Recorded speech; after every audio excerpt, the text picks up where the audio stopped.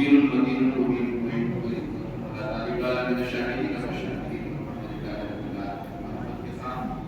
نبی کی بارگاہ میں اپنی سلامی کا ثبوت دیتے ہوئے شکر کا نذرانہ نظر پیش کر اور نظر کے بعد اللہم صلی علی سیدنا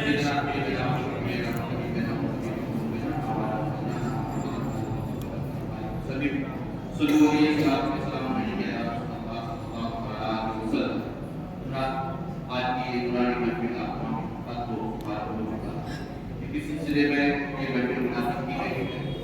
اللہ تبارک و تعالیٰ نے خاندان کی ہے 18,000 مخلوقات کو پیدا فرمایا. ان 18,000 مخلوقات میں پروردگار عالم نے انسان سے چنا اور تمام مخلوقات میں انسان کو تمام مخلوقات کا سردار بنایا. لیکن پھر اس انسان میں جو تمام مخلوقات 18,000 مخلوقات کے سردار بنائے گئے ان انسانوں میں پروردگار عالم کے یہ بندے دو حصوں میں بٹ گئے. ایک آدمی ایک طبقہ تو وہ ہے جو یہ پرموٹ کر رہا ہے کہ دنیا میں سب کچھ ہے آخرت کچھ نہیں ہے.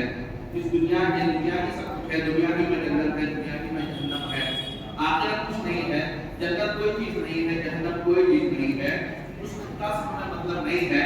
لیکن ایک طبقہ اس دنیا میں وہ ہے کہ جنہوں نے اس دنیا کو بالکل ہی فرا کر دیا, اس دنیا کو قبر کر دیا, اس دنیا میں رہا ضرور, اس دنیا میں زندگی ضرور گزارا, اس دنیا میں سانس ضرور لی, لیکن ان کی زندگی کا ہر حصہ ہر لمحہ اگر رہا ہے تو وہ آخرت کو یادگار بنانے کے لیے رہا ہے. اس دنیا میں زندہ رہا ہے, سانس دنیا میں ہی ہے, لیکن وہ آخرت کی زندگی کو اچھی بنانے کے لیے, کامیاب بنانے کے لیے رہا ہے. اس دنیا میں اگر اس نے کھایا اور پیا ہے تو اس لیے کھایا پیا ہے کہ اللہ تبارک و تعالیٰ کہاں اس کی زندگی کو درست کر کے آخرت کے لیے ایک سامان بنا لے. اب وہ انسان کون ہے؟ وہ مسلمان کا وہ طبقہ ہے کہ جو اللہ تبارک و تعالیٰ کو اور اللہ کے رسول کو اپنا سب کچھ مان لیتا ہے. لیکن آپ قرآن سے پوچھتے ہیں کہ قرآن کیا وہ انسان کہ جو صرف نماز پڑھتا ہے وہ سب سے بہتر ہوا کرتا ہے یا نہیں؟ وہ انسان کہ جو صرف عبادت کرتا ہے وہ بہتر ہوا کرتا ہے یا نہیں؟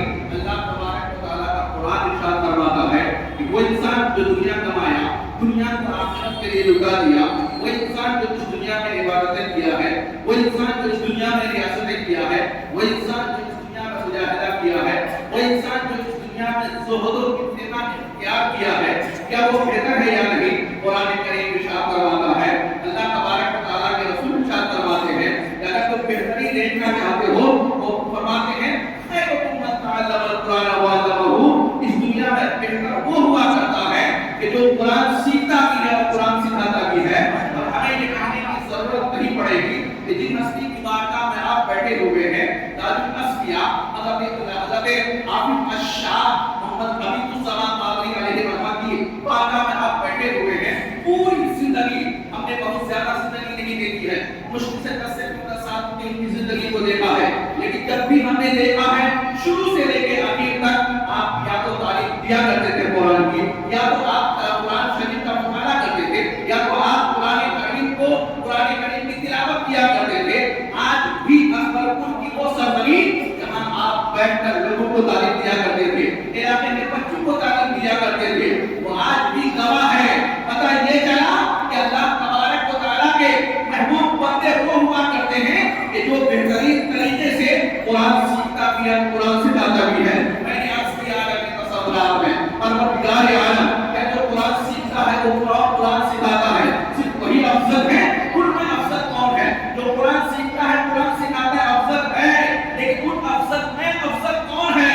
تو یقینی طور پر قرآن بتاتا ہے, اللہ تبارک و تعالیٰ کا قرآن ارشاد کرواتا ہے کہ وہ لوگ بہتر ہیں کہ جو اس دنیا میں رہتے ہیں اور بستر پر رہتے ضرور ہیں, لیکن ان کی کربتیں ہمیشہ اللہ تبارک و تعالیٰ کی یاد میں رہتی ہے.